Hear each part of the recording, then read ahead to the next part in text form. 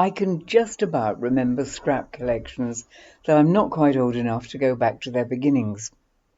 As a child, I used to buy sheets of colourful scraps, cut them out, and paste them into scrapbooks, and somewhere over the years they simply disappeared into the mists of time. These bright little embossed pictures were adored by the Victorians. They were printed, coated with gelatine and gum to give them that lovely glossy shine, then embossed to stand out in relief. Finally, they were punched out so that the designs appeared as we know them today. Usually the maker's name or initials appeared on the connecting strips. They first reached Britain around the 1850s and were soon added to Christmas and Valentine cards. Before the embossed ones came along, they were just printed rectangles, rather like early postage stamps, and cut out by hand. Scrapbooks themselves became quite a passion. People filled them with every sort of ephemera: handwritten receipts, ticket stubs, pressed plants, seaweed, even little sketches and paintings.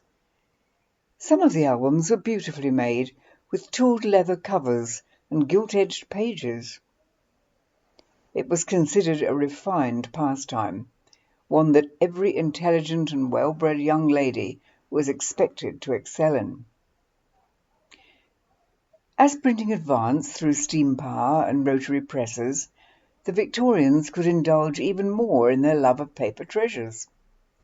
Naturally, dogs and cats were among the favourite subjects. The Victorians were sentimental about their pets, and they appeared frequently on scraps and greeting cards, sometimes in natural, lifelike poses, and sometimes amusingly dressed or acting out human scenes.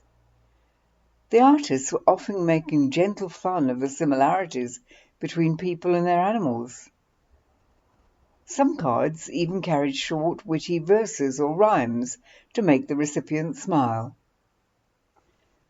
The word scrapbook itself seems to have come into use in the 1850s, though people had been keeping collections of mementos long before that. Dog people, of course, were among the keenest collectors. The first scrapbook I ever came across in that context was Lady Frida Valentine's damask pink book, filled with notes and pictures about the Tibetan breeds. She once meant to lend it to me for my research, but it had somehow found its way to New Zealand before finally being recovered, rather the worse for wear. Through Nora Hartley of Rotherwood Deerhounds, I came to realise just how precious these collections were. She had managed to rescue scrapbooks from some of the elderly deerhound breeders and treasured them deeply. When I used to visit the Kennel Club library, I would spend hours turning the pages of people's old scrapbooks about their breeds. I only hope they're still there and that others still appreciate them as much as I did. Now, with the internet, we post photos instantly, often without a name or note attached, and I can't help thinking that a lot of our breed history may fade away, just as those old scrapbooks sometimes have. Those of us who truly care about preserving the stories of our dogs, not just their show wins, must take care to document everything for the future.